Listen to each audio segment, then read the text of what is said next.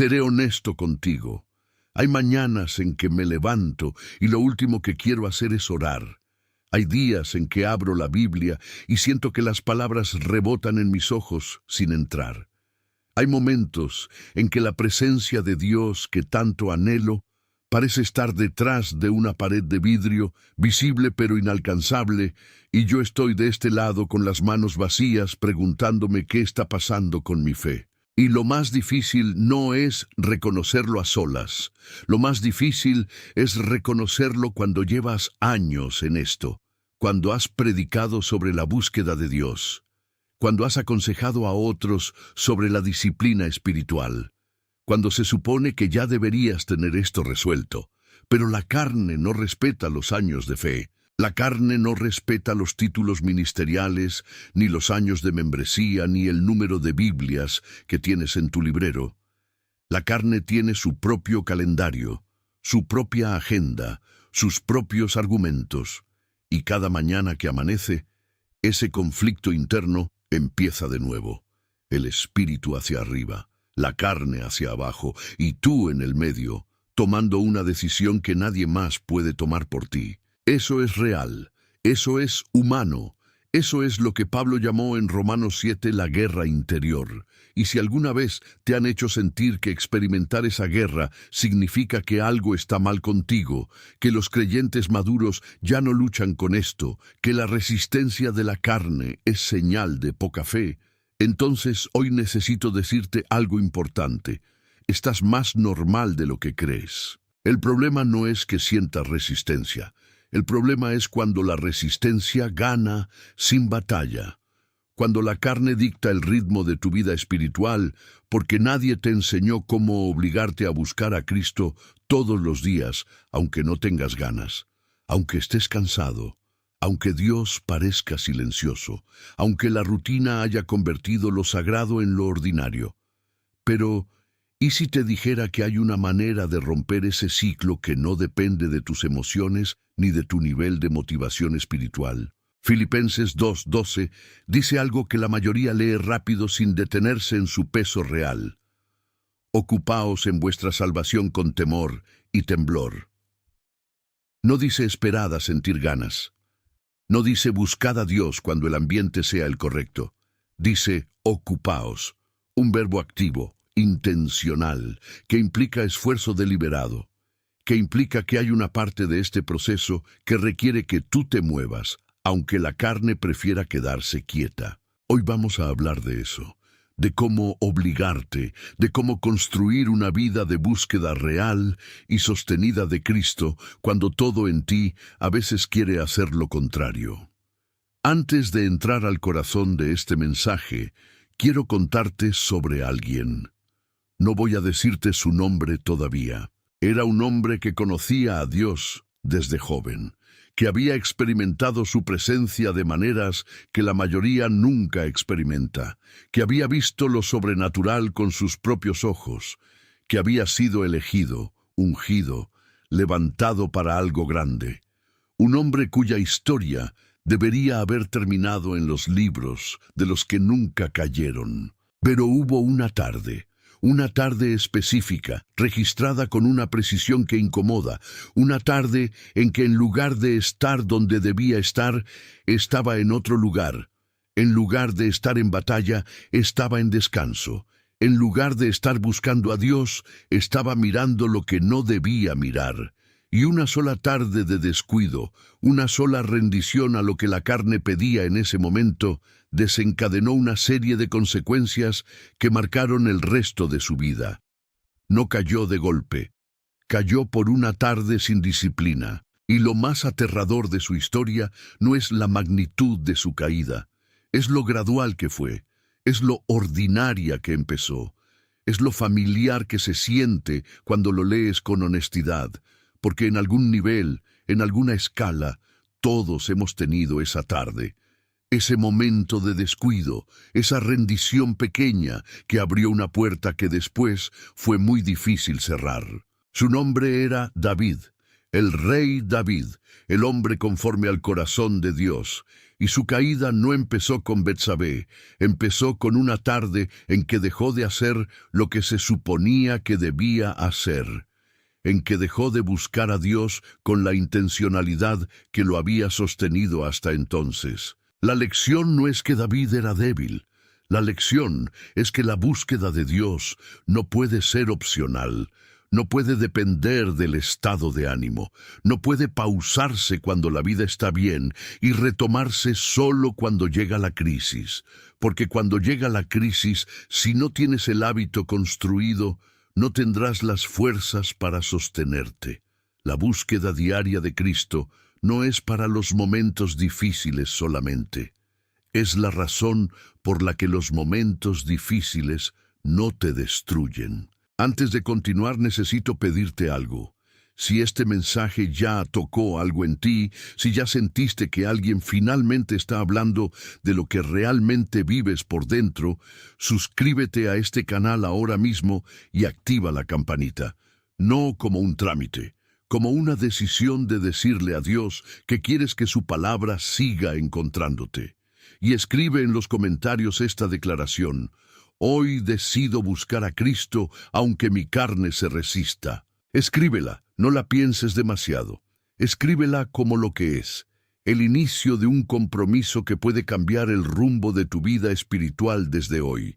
Quédate conmigo, porque a lo largo de este mensaje voy a revelarte verdades que van a sacudir lo que creías saber sobre cómo buscar a Cristo todos los días, y lo mejor, lo guardo para el final. 1. La mentira que más le cuesta a tu vida espiritual. Existe una mentira que circula dentro de la iglesia evangélica con tanta naturalidad que ya nadie la cuestiona. Una mentira que no viene de afuera, no viene del mundo, no viene de los que no creen, viene de adentro. Se repite en conversaciones casuales, en testimonios, incluso a veces desde el púlpito, disfrazada de espiritualidad profunda. Y es tan convincente, tan razonable, tan bien construida, que la mayoría de los creyentes la ha adoptado como verdad sin darse cuenta. La mentira es esta: que la búsqueda genuina de Dios siempre se siente, que si realmente estás conectado con Él, lo notarás, que si la oración es verdadera, habrá una sensación, que si la adoración es auténtica, vendrá acompañada de emoción, que los días en que no sientes nada son días en que Dios está lejos, o en que algo está mal en tu vida espiritual, o en que simplemente no vale la pena el esfuerzo, porque sin la sensación, ¿qué sentido tiene? Esa mentira ha paralizado a más creyentes maduros que cualquier pecado visible, porque lo que hace es atar la búsqueda de Dios a algo completamente fuera de tu control, tus emociones. Y las emociones son el termómetro más inestable que existe. Suben y bajan con el clima, con el sueño, con el estrés del trabajo, con una conversación difícil, con la etapa hormonal del mes, con 1000 variables que no tienen nada que ver con tu estado espiritual real. Y cuando conviertes las emociones en el criterio principal para evaluar tu búsqueda de Dios, estás construyendo tu vida espiritual sobre arena movediza. Algunos días la arena se siente firme, otros días te hundes, y no sabes por qué.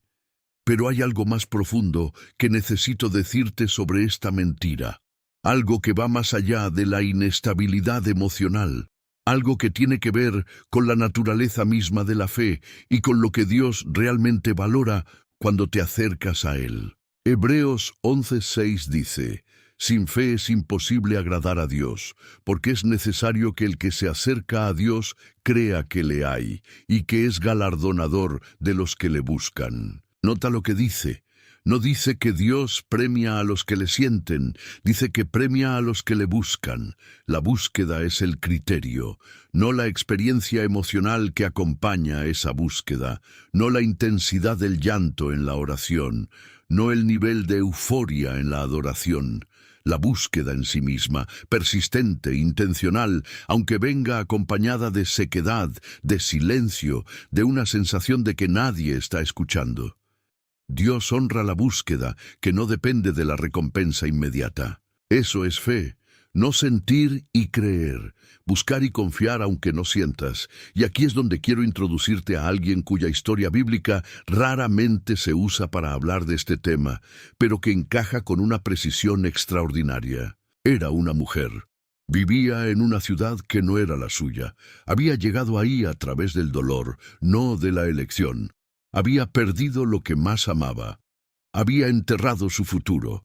Y se encontraba en una situación tan desesperada, tan al límite de lo humano, que cualquier persona razonable habría entendido si se hubiera rendido. Si hubiera dicho que ya no había nada por lo que seguir buscando. Si hubiera dejado de creer que había algo más esperándola del otro lado de su dolor. Pero ella no se rindió. No porque sintiera esperanza. Los hechos de su vida no daban para esperanza, no porque tuviera una señal sobrenatural que la animara a seguir, no porque alguien a su alrededor le estuviera diciendo que todo iba a salir bien. Se aferró a algo que iba más allá de sus emociones y más allá de sus circunstancias.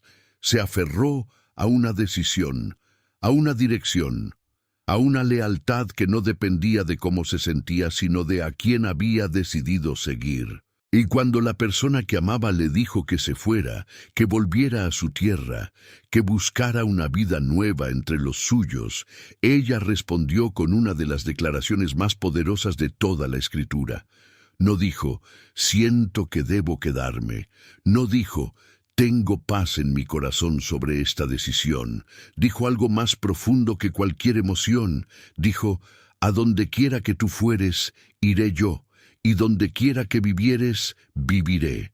Tu pueblo será mi pueblo, y tu Dios, mi Dios. Su nombre era Ruth, y su historia es una de las ilustraciones más perfectas que existen de lo que significa buscar a Dios con determinación, cuando las circunstancias no te dan ninguna razón emocional para hacerlo. Ruth no tenía garantías, no tenía un versículo que le prometiera que todo iba a salir bien, no tenía una experiencia previa con el Dios de Israel que le diera una base emocional sólida para confiar. Tenía una decisión, una dirección, una determinación que venía de un lugar más profundo que sus sentimientos. Y Dios honró esa búsqueda con una historia que terminó siendo parte del linaje del mismo Mesías.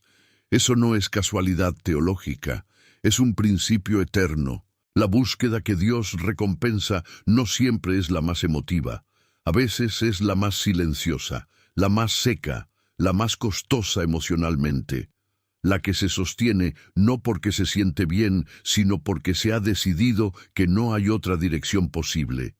Que aunque todo se sienta oscuro y silencioso y distante, tú vas a seguir buscando, porque no tienes a dónde más ir, porque lo has probado todo y solo en Cristo hay vida real.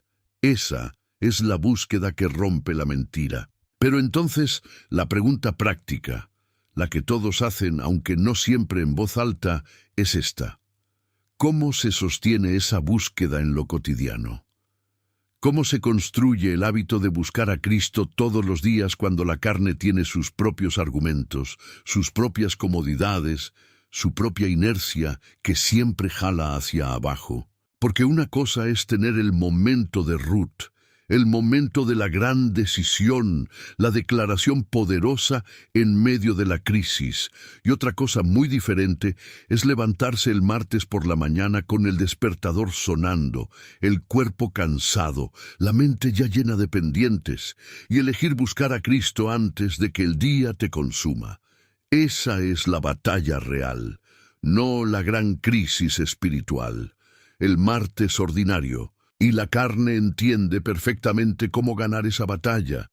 Tiene estrategias muy bien desarrolladas para el martes ordinario. Te dice que hoy estás muy cansado, pero mañana vas a madrugar más temprano. Te dice que 5 minutos más en cama no hacen la diferencia.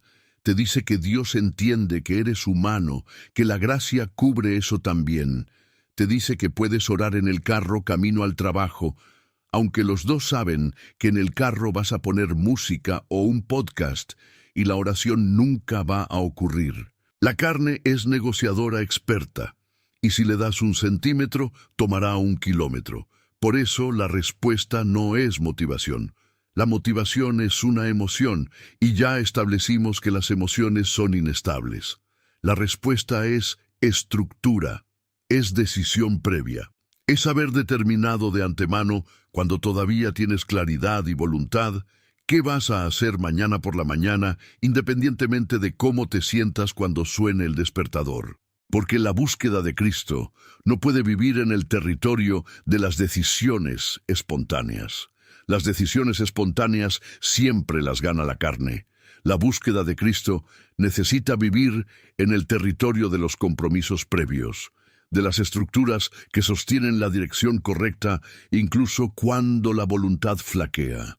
Y de eso vamos a hablar con mucho más detalle en el siguiente bloque. Porque hay principios bíblicos concretos, prácticos, probados en la vida de hombres y mujeres de fe a lo largo de siglos, que te van a mostrar exactamente cómo construir esa estructura. Cómo hacer que la búsqueda de Cristo sea tan parte de tu día que la carne tenga que trabajar más duro para interrumpirla que tú para sostenerla. Ese equilibrio es posible y está mucho más cerca de lo que crees. Entonces ya lo sabes, la búsqueda de Cristo no puede depender de cómo te sientes. No puede vivir en el territorio de las decisiones espontáneas, porque ese territorio siempre lo domina la carne.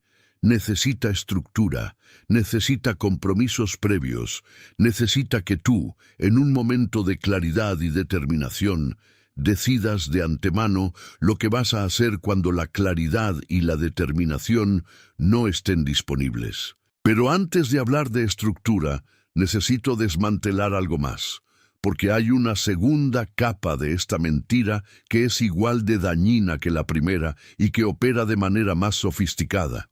Si la primera capa dice que la búsqueda genuina siempre se siente, la segunda capa dice que la búsqueda que no se siente no vale. Que si oraste sin emoción, no fue oración real. Que si leíste la palabra sin que algo te moviera, no recibiste nada. Que los días secos son días perdidos. Esa idea, aunque nadie la diga exactamente así, vive en el corazón de muchos creyentes y produce uno de los ciclos más destructivos de la vida espiritual. Funciona así. Tienes un día seco, buscas a Dios sin sentir nada. La carne te susurra que no valió la pena, te desanimas. Al día siguiente buscas con menos convicción porque ya tienes evidencia de que no funciona. Ese día también se siente seco, el ciclo se profundiza. Eventualmente dejas de buscar con regularidad porque ¿para qué? Si de todas formas no sientes nada. Y sin darte cuenta pasaron semanas, meses, sin que realmente hayas buscado a Cristo con intencionalidad. Todo empezó con una mentira sobre el valor de los días secos, pero los días secos tienen un valor que la mayoría nunca descubre porque los abandona demasiado pronto. Hay un principio en la agricultura que los campesinos conocen bien y que la Biblia usa repetidamente como imagen espiritual. La semilla que se siembra en tierra seca no produce fruto visible de inmediato. No hay manera de ver desde afuera lo que está pasando debajo de la superficie.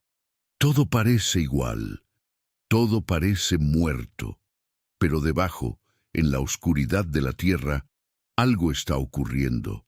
La semilla está absorbiendo lo que necesita. Está echando raíces antes de echar brotes. Está construyendo hacia abajo antes de crecer hacia arriba. Y el agricultor que se rinde porque no ve fruto inmediato nunca descubre lo que estaba a punto de germinar. Los días secos en tu vida espiritual son exactamente eso, días en que la semilla está trabajando debajo de la superficie, días en que tu fidelidad en la búsqueda, aunque no la sientas, está construyendo raíces que te van a sostener cuando llegue la tormenta.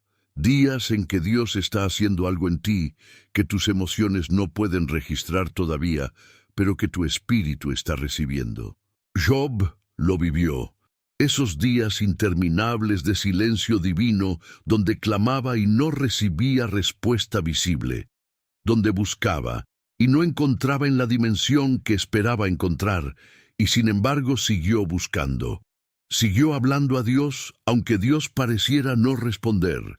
Siguió declarando su confianza, aunque sus circunstancias contradijeran cada razón para confiar. Y cuando Dios finalmente habló desde el torbellino, no le dijo a Job que sus días de sequedad habían sido desperdiciados. Le mostró su gloria. Le reveló dimensiones de su ser que Job nunca hubiera podido recibir si no hubiera atravesado el desierto con los ojos abiertos y el corazón buscando. La sequedad no fue el problema, fue la preparación. Entonces, ¿cómo se construye la estructura que sostiene la búsqueda en los días secos y en los días fértiles por igual? Quiero darte algo concreto. Algo que puedas llevar contigo cuando este video termine. No teoría. Principios prácticos con raíz bíblica que han sostenido a creyentes a lo largo de siglos de vida espiritual real. El primero es este: decide el tiempo antes de que llegue el tiempo. Daniel lo hizo. En Daniel 6:10 dice algo que parece simple, pero que es extraordinariamente poderoso. Cuando Daniel supo que había sido firmado el decreto que prohibía orar a cualquier dios que no fuera el rey, entró a su casa, abrió las ventanas hacia Jerusalén y oró 3 veces al día como lo hacía antes. Como lo hacía antes. Esa frase lo dice todo. No cambió su ritmo por la presión. No ajustó su búsqueda de Dios según las circunstancias externas. Tenía una estructura preestablecida que era más fuerte que cualquier decreto humano. 3 veces al día, mismo lugar, misma dirección, misma determinación. Daniel no decidía cada mañana si tenía ganas de orar. Ya había decidido. La decisión estaba tomada de antemano. Lo único que tenía que hacer era honrar el compromiso que ya existía. Eso es lo que necesita tu vida espiritual. No inspiración nueva cada mañana, un compromiso previo que ya esté tomado, una hora decidida, un lugar designado, una estructura que no negocia con la carne porque la negociación ya ocurrió antes y el resultado fue a favor de la búsqueda. ¿Cuándo vas a buscar a Cristo mañana? No en general, específicamente. ¿A qué hora? ¿En qué lugar de tu casa? ¿Por cuánto tiempo? ¿Con qué vas a empezar? ¿Con la palabra o con la oración? Esas preguntas parecen demasiado prácticas para un mensaje espiritual, pero son exactamente las preguntas que Daniel respondió antes de que llegara el decreto. Y esas respuestas le salvaron la vida espiritual cuando la presión llegó. El segundo principio es este: reduce la barrera de entrada. Una de las razones por las que la carne gana tan fácilmente en la mañana es porque el costo de empezar parece demasiado alto cuando estás cansado. Tu mente construye inconscientemente una imagen de lo que debería ser un tiempo con Dios. Y si no puedes cumplir con esa imagen completa, prefiere no empezar. Prefiere esperar al día en que tengas más tiempo, más energía, más disposición. Pero Dios no te pidió perfección en el formato, te pidió búsqueda en el corazón. 5 minutos genuinos valen infinitamente más que una hora de religión sin corazón. Una oración de 3 frases dichas con honestidad vale más que 30 minutos de palabras bonitas sin presencia real. Empezar pequeño y crecer es infinitamente mejor que no empezar, porque el estándar que te pusiste es inalcanzable en tu estado actual. Jesús no midió la ofrenda de la viuda por su tamaño, la midió por lo que representaba en proporción a lo que ella tenía. 2 blancas, todo lo que tenía para vivir. Y él dijo que había dado más que todos los demás. Tu tiempo con Dios en este momento de tu vida puede ser tus 2 blancas, lo poco que tienes, lo poco que puedes dar. Y si lo das con honestidad, con intención, con el corazón genuinamente orientado hacia Él, aunque no sientas nada extraordinario, Él lo recibe como si fuera todo, porque para Él, dado desde ese lugar, lo es. El tercer principio conecta directamente con lo que viene en el siguiente tópico, y es quizás el más contraintuitivo de todos, porque tiene que ver no con lo que haces para buscar a Dios, sino con lo que entiendes sobre por qué la carne resiste esa búsqueda con tanta intensidad. Porque la carne no resiste la búsqueda de Dios por capricho. La resiste porque sabe algo, sabe que cada vez que genuinamente buscas a Cristo, algo en ti cambia, algo se transforma.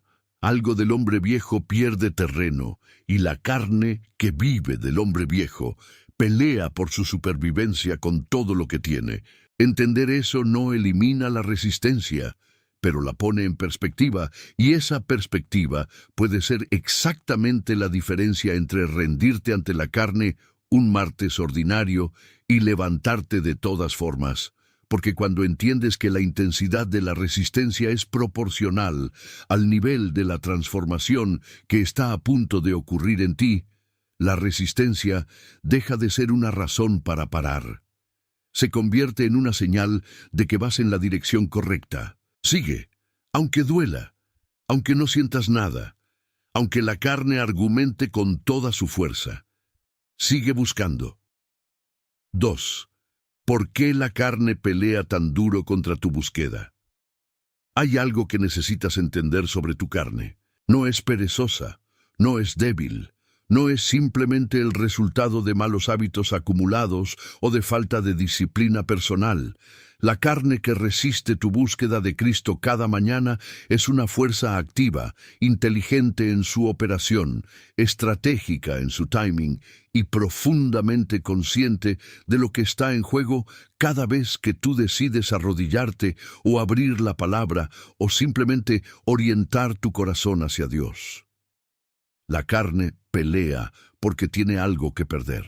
Y mientras no entiendas exactamente qué es lo que tiene que perder, vas a seguir peleando contra ella como si fuera un enemigo genérico, cuando en realidad es un adversario específico que conoce tus puntos débiles mejor que tú mismo. Pablo lo entendió de una manera que nadie en el Nuevo Testamento articuló con más claridad. En Gálatas 5:17 escribió algo que debería leerse despacio, con cuidado, con la disposición de dejarlo entrar de verdad. Porque el deseo de la carne es contra el espíritu, y el del espíritu es contra la carne, y estos se oponen entre sí para que no hagáis lo que quisierais. Para que no hagáis lo que quisierais. Ese es el objetivo de la carne. No simplemente distraerte, no simplemente hacerte perder el tiempo, impedirte hacer lo que en tu espíritu genuinamente quieres hacer, crear una brecha entre tu deseo espiritual y tu acción real, llenarte de intenciones que nunca se convierten en decisiones, de anhelos que nunca se convierten en hábitos, de momentos de inspiración que se evaporan antes de producir cambio real. ¿Te suena familiar? El domingo en el culto sientes el fuego. Decides que esta semana va a ser diferente, que vas a madrugar, que vas a orar de verdad, que vas a leer la Biblia con intención, y el lunes por la mañana la carne ya tiene preparada su respuesta. No un argumento grande, uno pequeño, casi razonable, casi irrefutable en el estado de somnolencia de las 6 de la mañana. Y el fuego del domingo no alcanzó para el lunes. Eso no es falta de amor a Dios. Es la operación precisa y calculada de lo que Pablo describe en ese versículo. La carne, trabajando específicamente para crear distancia entre tu deseo y tu acción. porque sabe que si logra mantener esa distancia lo suficiente, el deseo eventualmente se apaga. La intención sin acción repetida se convierte en culpa. La culpa sin resolución se convierte en distancia. Y la distancia se convierte en la nueva normalidad. Así es como creyentes que genuinamente aman a Dios terminan viviendo años enteros sin una vida de búsqueda real. No porque dejaron de amarlo, sino porque la carne ganó demasiados lunes seguidos. Entonces necesitamos entender qué es específicamente lo que la carne teme perder cuando tú buscas a Cristo. Porque ahí está la clave. Ahí está el punto de apalancamiento que cambia la dinámica de la batalla. La carne teme perder el control, no el control en el sentido político o social, el control interno, el gobierno de tu vida interior. Porque cada vez que genuinamente buscas a Cristo, cada vez que te pones en su presencia con honestidad y disponibilidad, algo del gobierno de tu vida se transfiere. Lo que antes decidía la carne, el orgullo, el miedo, el deseo de aprobación humana, la inercia de los malos hábitos, empieza a ser gobernado por algo más, por alguien más. Y la carne, que ha gobernado cómodamente durante años, no entrega ese territorio sin batalla.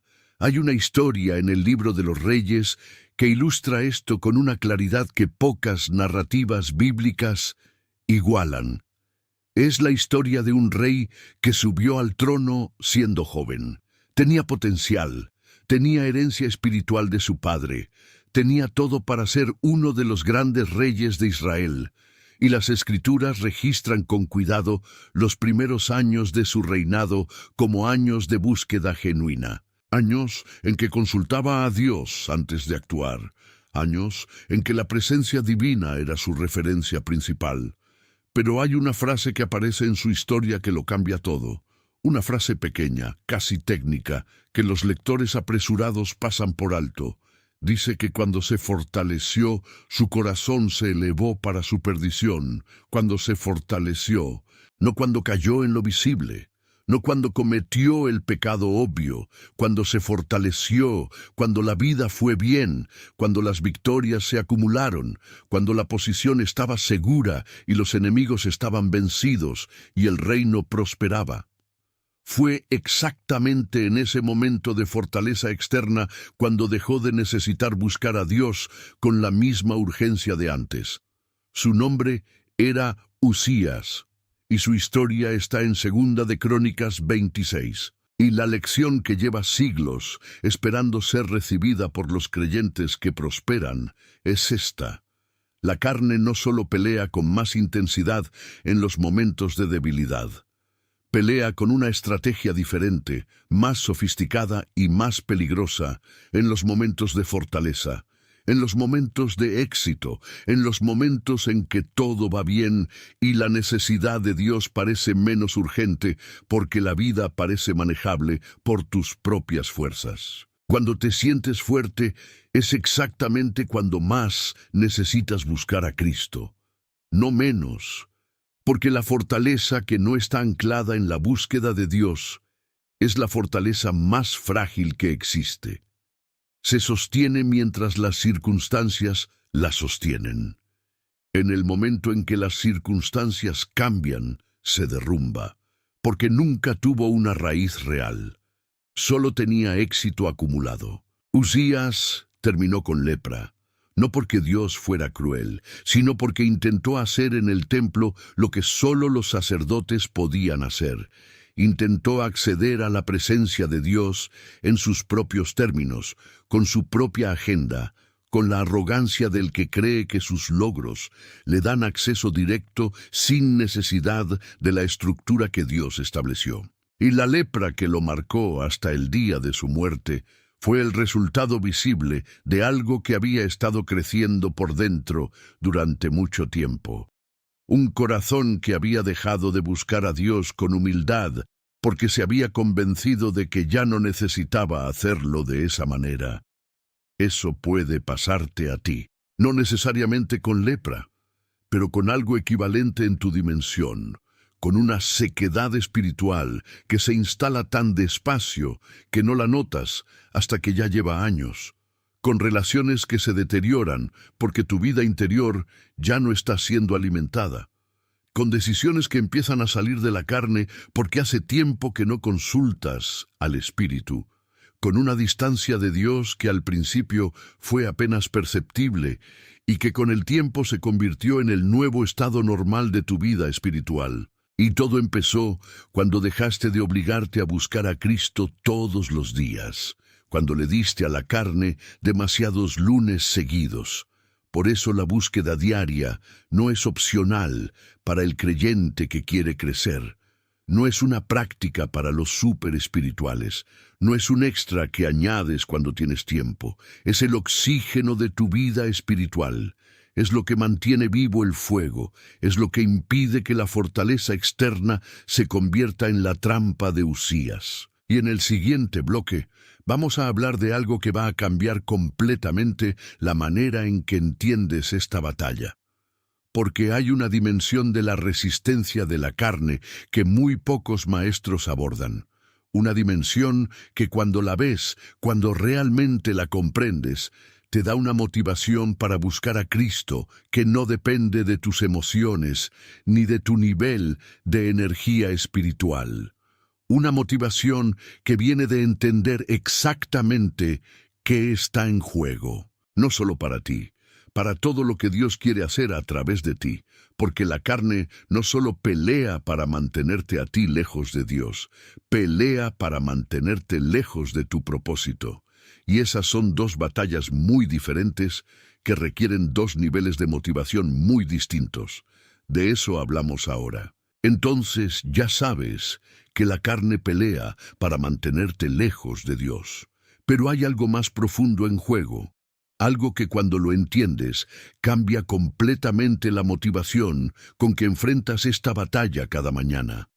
La carne no solo pelea para mantenerte a ti lejos de Cristo, pelea para mantenerte lejos de tu propósito, porque hay una conexión directa, inseparable entre tu búsqueda diaria de Dios y el cumplimiento de todo lo que Él diseñó para tu vida. No es una conexión poética ni metafórica. Es una conexión funcional, operativa, como la conexión entre una rama y la vid. Jesús lo dijo en Juan 15:5 con una claridad que no admite interpretación alternativa. El que permanece en mí, y yo en él, éste lleva mucho fruto, porque separados de mí nada podéis hacer. Nada, no poco, nada. Todo lo que construyas, separado de esa búsqueda diaria, todo el esfuerzo, todo el talento, toda la dedicación, produce algo que se parece al fruto, pero que no tiene la sustancia del fruto real. Se ve bien desde afuera, pero no alimenta a nadie de verdad. No transforma, no permanece, y la carne lo sabe. Por eso pelea con tanta intensidad específicamente en el momento de la búsqueda. No cuando estás en el trabajo, no cuando estás con amigos, en el momento exacto en que vas a buscar a Cristo, porque ese es el momento donde se decide si habrá fruto real o fruto vacío en tu vida ese día. Antes de revelarte lo que viene, necesito preguntarte algo importante.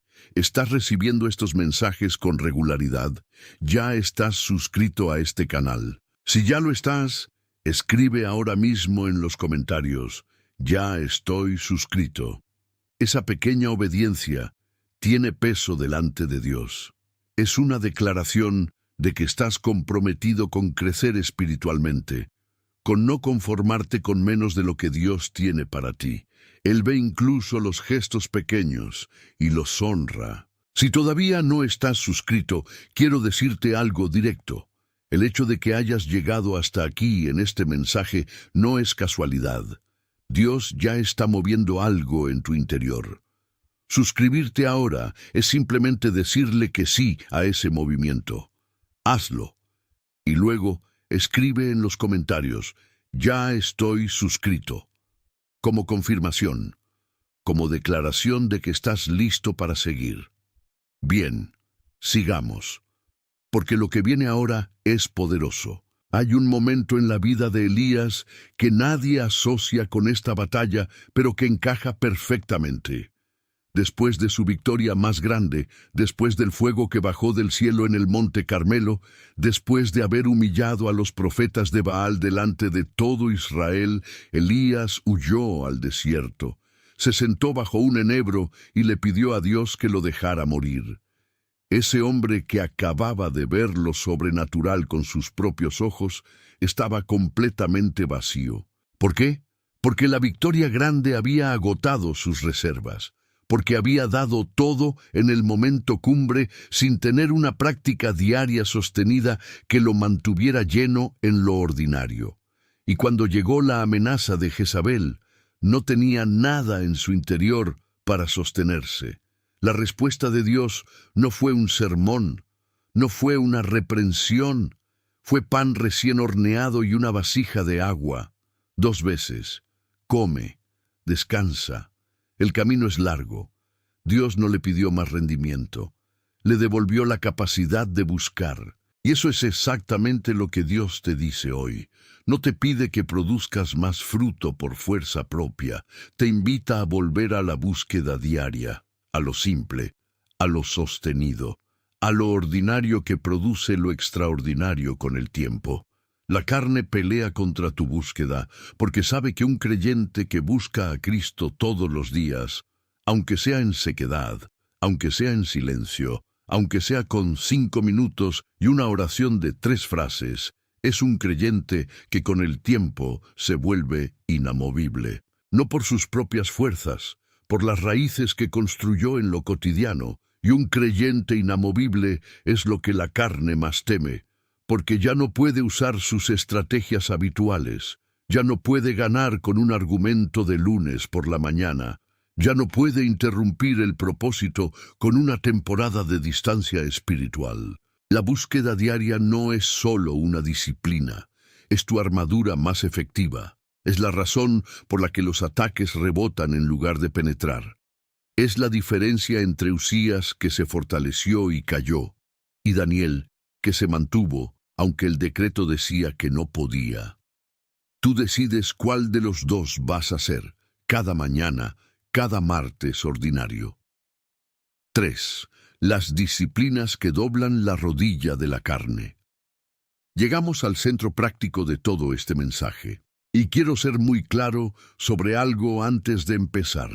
Cuando hablo de disciplinas espirituales, no estoy hablando de legalismo, no estoy hablando de una lista de obligaciones religiosas que cumples para ganarte el favor de Dios o para mantener una imagen de creyente maduro delante de los demás.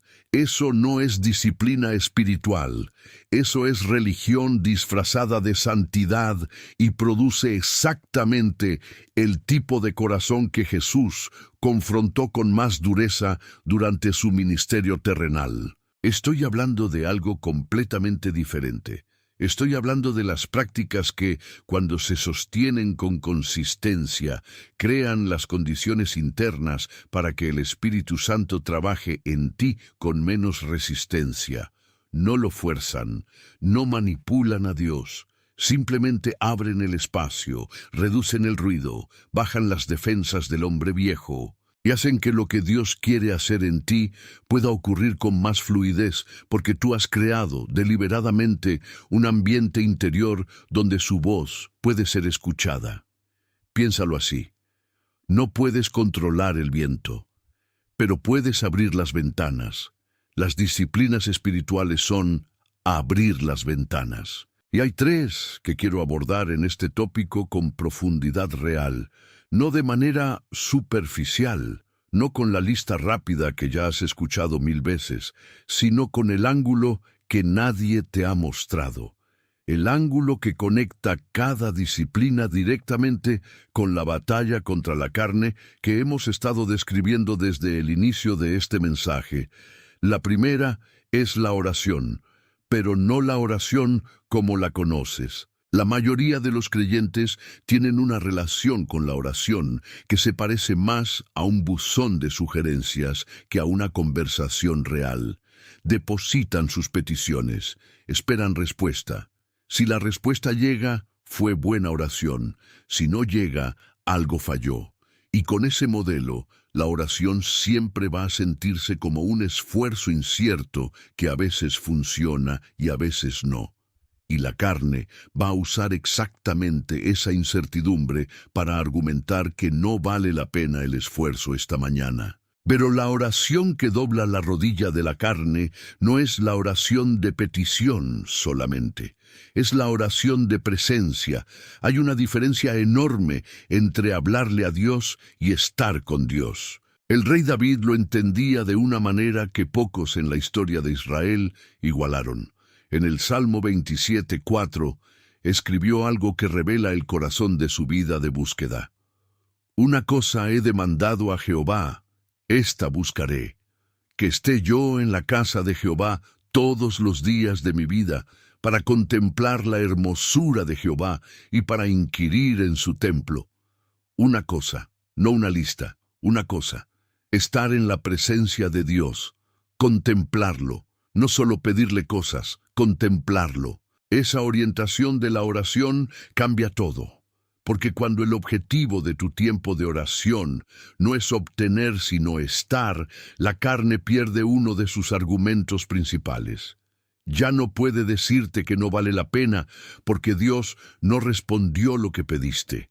No hay nada que responder todavía, solo hay presencia, y la presencia de Dios, cuando se busca con esa disposición, es en sí misma la recompensa. David fue el hombre que mató a Goliat, el que unificó a Israel, el que escribió los salmos más poderosos de la historia, el que construyó el fundamento para el templo, y cuando miras su vida en su conjunto, cuando buscas el hilo que conecta todas sus victorias y su restauración después de todas sus caídas, encuentras siempre lo mismo, una vida orientada hacia la presencia de Dios, una búsqueda que no era perfecta pero que era persistente, que no era sin errores, pero que siempre volvía al mismo lugar, estar con Dios.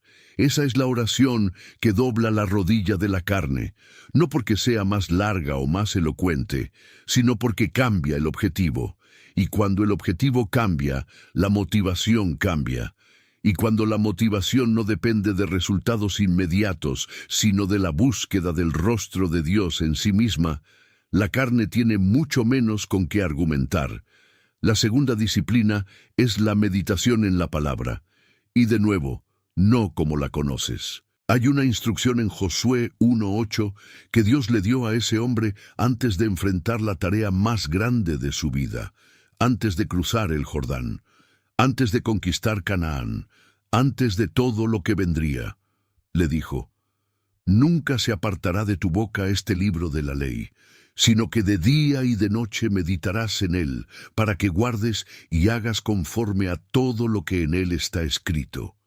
Porque entonces harás prosperar tu camino, y todo te saldrá bien.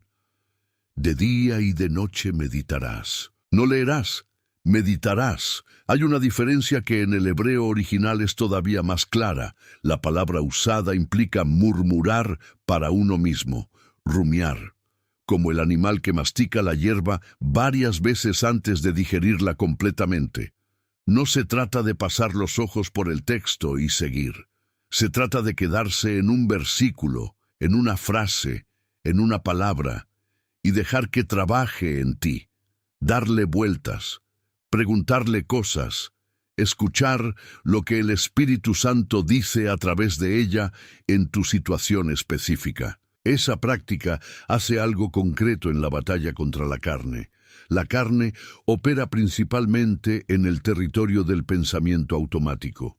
Los pensamientos que llegan solos, sin invitación, que van en la dirección equivocada casi por inercia. Y la meditación en la palabra, practicada con consistencia, va literalmente reprogramando ese territorio. Va creando nuevos caminos neuronales, si quieres verlo desde la ciencia, o nuevos patrones de pensamiento, si quieres verlo desde la teología, que con el tiempo hacen que el pensamiento automático vaya en una dirección diferente. Pablo lo llamó en Romanos 12:2 la renovación del entendimiento. No una experiencia mística que ocurre de una vez, un proceso continuo, sostenido, que transforma la manera en que procesas la realidad desde adentro. Y ese proceso no puede ocurrir con una lectura rápida de 3 versículos por la mañana. Necesita meditación, necesita tiempo, necesita la disposición de quedarte en la palabra hasta que la palabra se quede en ti. La tercera disciplina es la que más incomoda a la cultura de individualismo espiritual que domina buena parte del evangelicalismo contemporáneo. Y es la más necesaria precisamente por eso. Es el ayuno. No el ayuno como práctica ascética para demostrar espiritualidad. No el ayuno como herramienta de manipulación espiritual para obtener lo que quieres más rápido. El ayuno como declaración corporal de quien gobierna tu vida. Porque hay algo que ocurre cuando ayunas que no puede ocurrir de ninguna otra manera. Cuando niegas al cuerpo algo que legítimamente necesita, cuando te privas de comida que es buena y necesaria, estás haciendo algo en el plano físico que tiene consecuencias directas en el plano espiritual.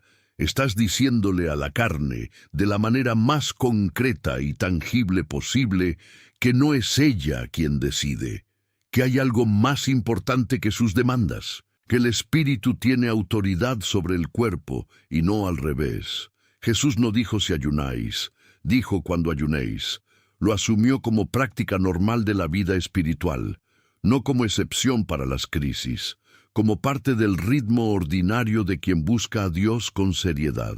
Y cuando el ayuno se convierte en parte de ese ritmo, algo en la dinámica de la batalla contra la carne cambia. No de golpe. Con el tiempo, la carne que ha sido disciplinada en lo físico es una carne con menos autoridad en lo espiritual. El hombre que puede decirle no a su hambre puede más fácilmente decirle no a sus impulsos. El que ha practicado la negación del cuerpo en lo pequeño tiene más capacidad de sostener la negación del hombre viejo en lo grande. Estas 3 disciplinas, la oración de presencia, la meditación sostenida en la palabra y el ayuno intencional, no son 3 prácticas separadas. Son 3 dimensiones del mismo movimiento. El movimiento de un creyente que ha decidido que Cristo gobierna su vida interior con más autoridad que la carne. Y ese movimiento, cuando se sostiene día tras día, semana tras semana, produce algo que ningún esfuerzo esporádico puede producir. Una vida espiritual que no depende del clima emocional, que no colapsa cuando las circunstancias son difíciles, que no necesita un avivamiento cada 6 meses para volver a funcionar porque nunca se apaga del todo. Eso es lo que está disponible para ti al otro lado de la disciplina. No perfección, consistencia. Y la consistencia en el reino de Dios siempre vence a la intensidad esporádica. Entonces ya tienes las 3 disciplinas. La oración de presencia, la meditación sostenida en la palabra, el ayuno intencional, 3 ventanas abiertas hacia el viento del Espíritu. 3 prácticas que con consistencia van cambiando la dinámica de poder entre tu espíritu y tu carne. Pero hay algo que necesito decirte ahora con mucha honestidad. Conocer las disciplinas no es lo mismo que practicarlas. Y la distancia entre conocer y practicar es exactamente el territorio donde la carne vive más cómoda. Ese espacio entre el saber y el hacer está lleno de buenas intenciones que nunca se convirtieron en decisiones, de compromisos que duraron 3 días, de temporadas de fuego que se apagaron antes de producir brasas duraderas. Y la razón más profunda por la que eso ocurre no es falta de voluntad, es falta de comprensión sobre cómo funciona realmente el proceso de la disciplina espiritual en el tiempo. La mayoría de los creyentes abandona las disciplinas precisamente en el momento en que estaban a punto de producir fruto real. Porque el proceso de formación espiritual no es lineal, no sube de manera constante y predecible. Tiene valles, tiene mesetas, Tiene periodos donde parece que nada está cambiando, aunque todo está cambiando debajo de la superficie. Y si nadie te enseñó a reconocer esas etapas, las vas a interpretar como señal de fracaso, cuando en realidad son señal de progreso profundo. Hay un pasaje en el Evangelio de Marcos que captura esto con una precisión extraordinaria. Es una parábola que Jesús contó y que aparece únicamente en Marcos, no en los otros evangelios, lo cual ya debería hacernos prestar atención. Dice en Marcos 4:26 al 28, «Así es el reino de Dios, como cuando un hombre echa semilla en la tierra, y duerme y se levanta, de noche y de día, y la semilla brota y crece sin que él sepa cómo. Porque de suyo lleva fruto la tierra, primero hierba, luego espiga, después grano lleno en la espiga, sin que él sepa cómo». Eso es lo que ocurre cuando practicas las disciplinas con fidelidad, aunque no veas resultados inmediatos. Algo está creciendo sin que tú sepas exactamente cómo, sin que puedas medir el progreso con precisión, sin que haya una señal visible cada mañana que confirme que el proceso está funcionando. Primero hierba, luego espiga, después grano lleno. 3 etapas, cada una más sustancial que la anterior, pero ninguna llega sin que la anterior haya tenido su tiempo, y el error que comete la mayoría es esperar el grano lleno en la semana de la hierba, y cuando el grano no llega en esa semana, concluyen que la semilla no está funcionando y abandonan el proceso. La paciencia en las disciplinas espirituales no es pasividad. Es confianza activa en un proceso que Dios diseñó y que funciona aunque tú no puedas verlo funcionar en tiempo real. Pero hay algo más que quiero que veas en esta parábola, algo que generalmente se pasa por alto. El hombre siembra, y luego duerme, y se levanta. Duerme y se levanta, día tras día, con una normalidad que parece casi indiferente al proceso. No está parado junto a la semilla, mirándola crecer con ansiedad. No está cavando cada mañana para ver si ya brotó la raíz. Está viviendo su vida ordinaria con la confianza del que sabe que la tierra hará su trabajo porque así fue diseñada. Esa imagen es profundamente liberadora si la recibes bien. Dios no te está pidiendo que monitorees obsesivamente tu progreso espiritual. No te está pidiendo que evalúes cada mañana si la disciplina de ayer produjo algo medible. Te está pidiendo que siembres, que vuelvas a sembrar mañana, que duermas y te levantes y siembres de nuevo, con la confianza tranquila del agricultor que conoce las leyes de la cosecha y simplemente las respeta. Esa confianza es en sí misma una forma de fe, y esa fe, sostenida en lo ordinario, es la que produce los frutos más duraderos. Ahora quiero hablarte de algo concreto que muchos creyentes no consideran como disciplina espiritual, pero que tiene un impacto directo en la batalla contra la carne. Algo tan práctico que casi parece demasiado simple para un mensaje de este nivel. Es lo que decides consumir con tus ojos y tus oídos cada día. Romanos 12:2 habla de la renovación del entendimiento como el mecanismo de la transformación espiritual.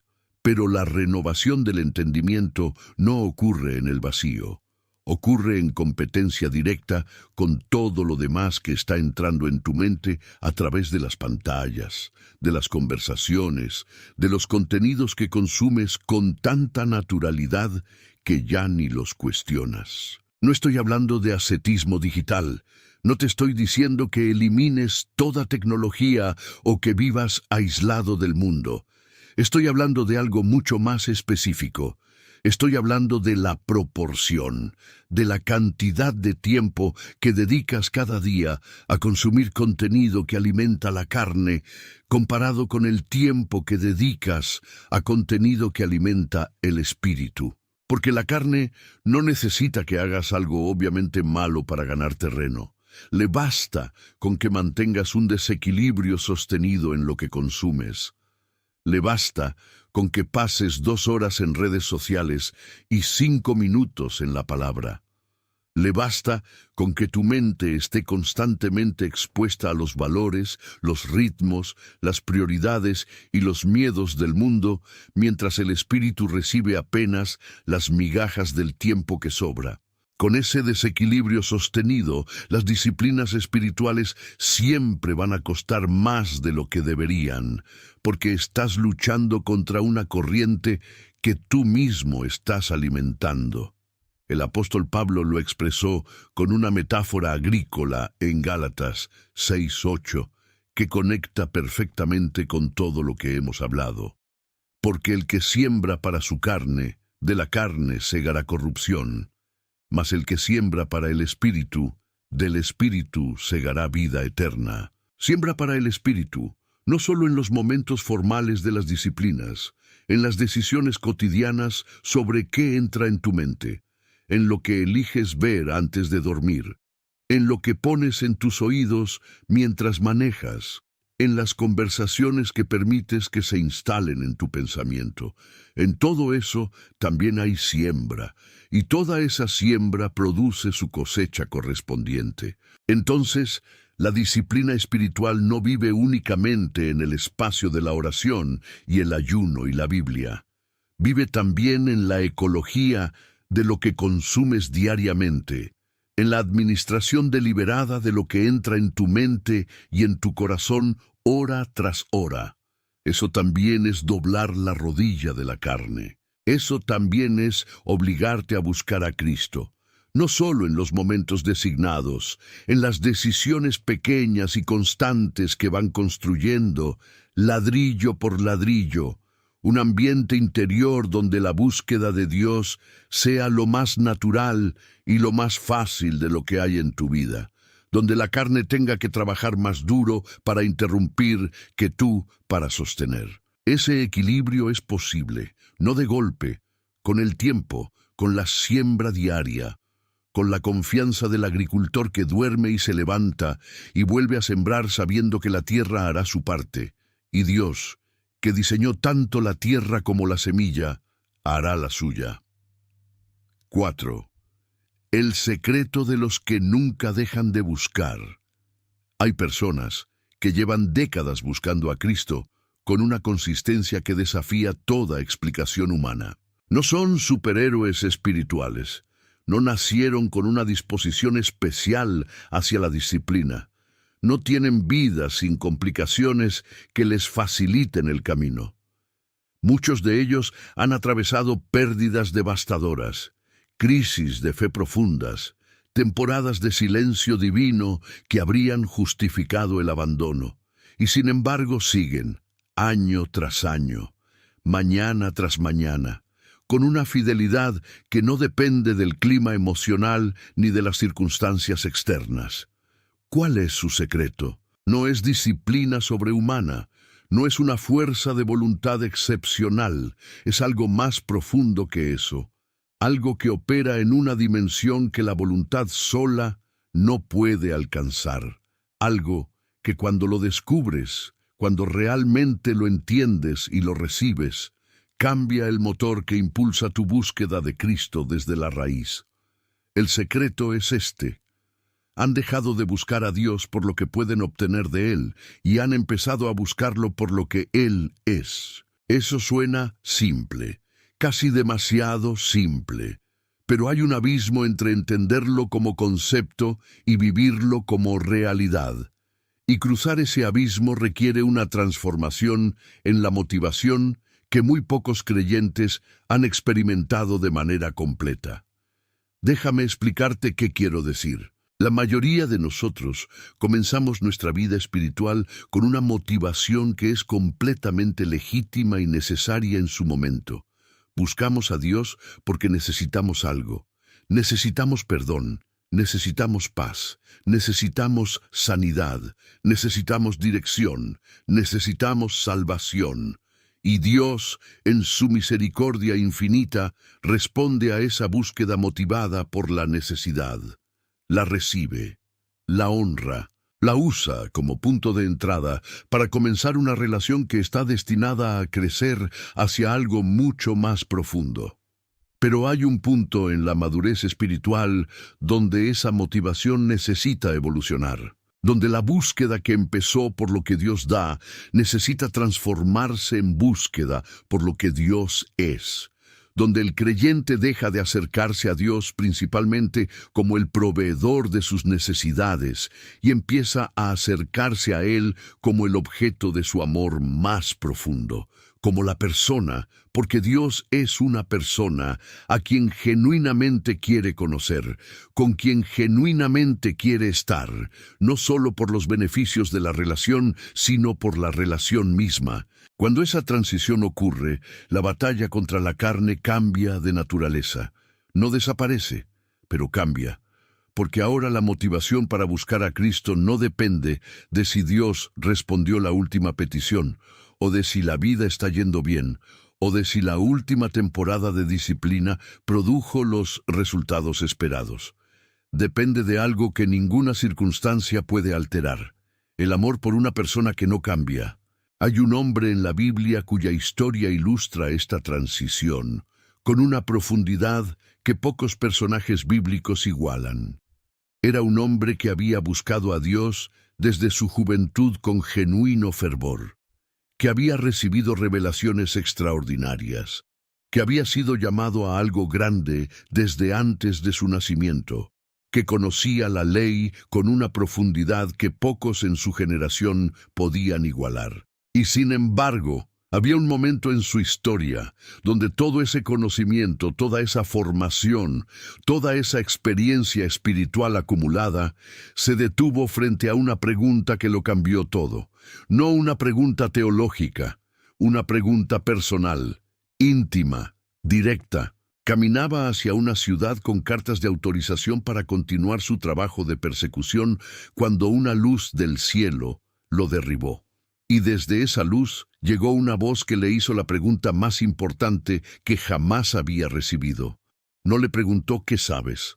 No le preguntó ¿qué has hecho? Le preguntó ¿por qué me persigues? Y cuando él respondió con su propia pregunta, cuando preguntó ¿quién eres, Señor?, la respuesta que recibió no fue una lista de atributos divinos, no fue un argumento teológico, fue una identificación personal, directa, sin intermediarios.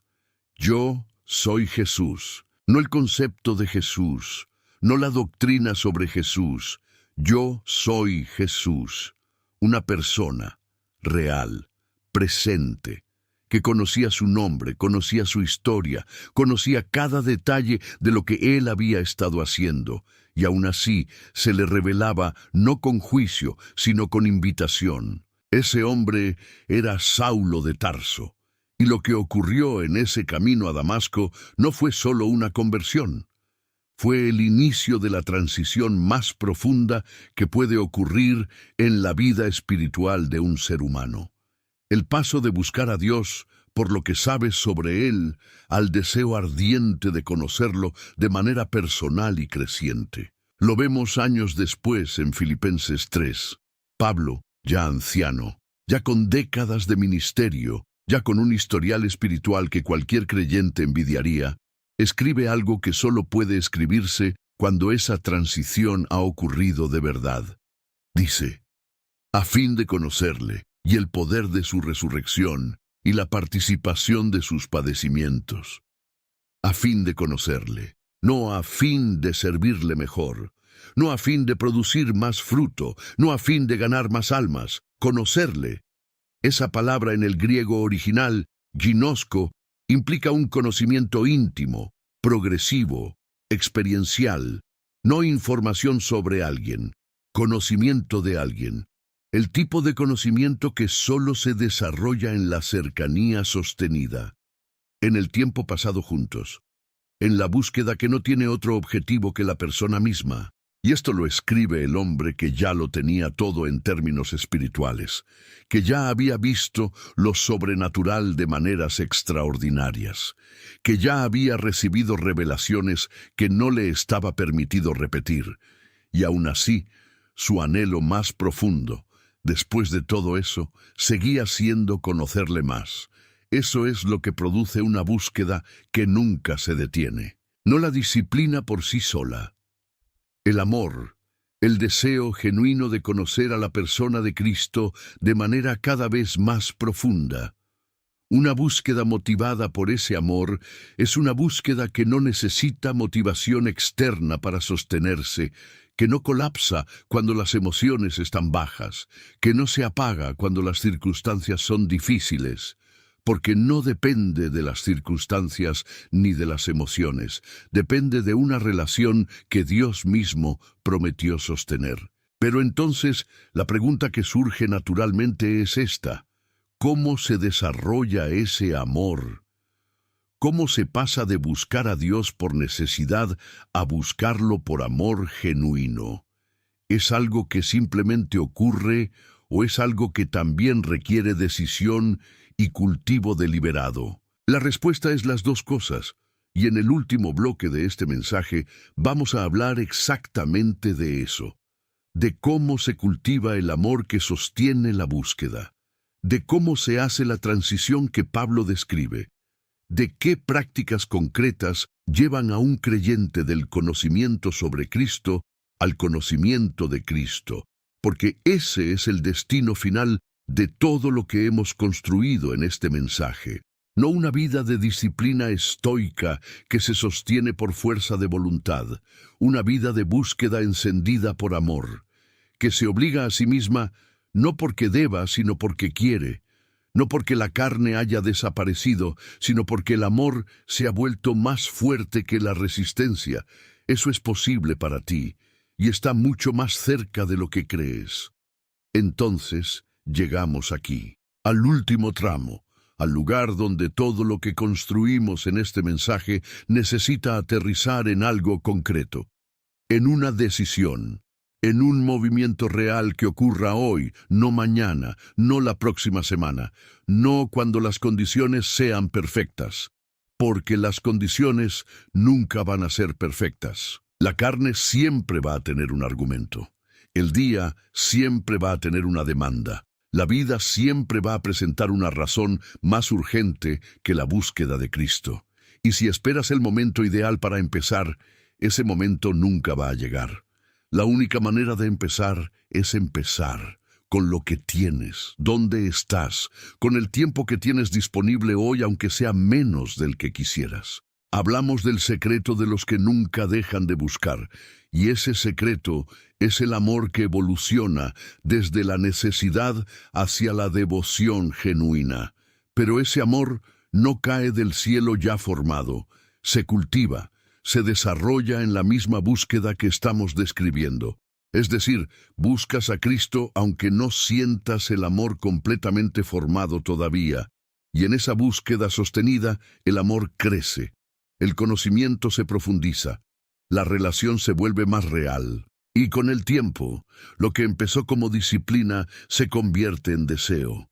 Primero hierba, luego espiga, después grano lleno. Pero alguien tiene que sembrar la primera semilla hoy. Ese alguien eres tú, y ese hoy es este momento. Piensa en todo lo que recorrimos juntos, la mentira que ata la búsqueda a las emociones y cómo Ruth nos mostró que la determinación va más allá de lo que se siente. La estrategia de la carne para mantenerte lejos de tu propósito, y cómo Daniel nos demostró que los compromisos previos son más fuertes que cualquier decreto. Las disciplinas que doblan la rodilla de la carne, y cómo David nos reveló que el objetivo de la oración no es obtener, sino contemplar. Y el secreto final de Pablo, ese anciano que después de décadas de ministerio extraordinario, seguía con un solo anhelo ardiendo en el pecho: conocerle más. Todo ese camino fue para traerte a este momento, no para que te sientas inspirado temporalmente, para que tomes una decisión que cambie el ritmo de tu vida espiritual desde hoy. Una decisión pequeña en apariencia, pero enorme en consecuencias. La decisión de buscar a Cristo mañana por la mañana, aunque no tengas ganas. Aunque estés cansado, aunque la carne argumente con toda su fuerza, aunque sean solo 5 minutos y una oración de 3 frases, hazlo de todas formas. Y al día siguiente hazlo de nuevo, y al siguiente, no porque seas perfecto, porque has decidido que Cristo gobierna tu vida interior con más autoridad que tu carne, y esa decisión, renovada cada mañana, es la siembra que con el tiempo produce la cosecha que cambia todo. Ahora mismo, en los comentarios, escribe esta declaración: con tu nombre si quieres, con toda la convicción que hay en tu corazón en este momento. Hoy mismo decido buscar a Dios todos los días, aunque mi carne se resista, porque Jesús vale más que mi comodidad. Escríbela, no la pienses demasiado, que salga de ti como lo que es, un compromiso real, hecho delante de Dios, en este momento exacto de tu vida. Si este mensaje te movió, si sentiste que alguien finalmente habló de frente a la batalla que vives por dentro, suscríbete a nuestro canal y activa la campanita para que YouTube te avise cuando subamos un nuevo mensaje como este. Cada semana traemos palabra con profundidad, con honestidad, con el único propósito de que tu vida espiritual crezca de verdad. Y comparte este mensaje con 3 personas, un amigo, un familiar, un hermano de la iglesia que sabes que está luchando con esto, alguien que necesita escuchar hoy que la resistencia de la carne no es una señal de fracaso espiritual, sino el campo de batalla donde se forja la fe más real. Nunca sabes a quién puedes levantar con solo un clic. Y te dejo con esto. Jeremías 29:13, una promesa que lleva siglos siendo verdad y que lo seguirá siendo mañana por la mañana cuando suene el despertador y la carne presente sus argumentos de siempre. Me buscaréis y me hallaréis, porque me buscaréis de todo vuestro corazón. Me hallaréis. No tal vez, no si las condiciones son correctas, no si la emoción está presente. Me hallaréis. Siempre, sin excepción, para todo el que busca de todo su corazón. Esa es la promesa que sostiene la búsqueda cuando todo lo demás falla. Tómala, hazla tuya y empieza mañana. Te espero en el siguiente video. Que Dios te bendiga.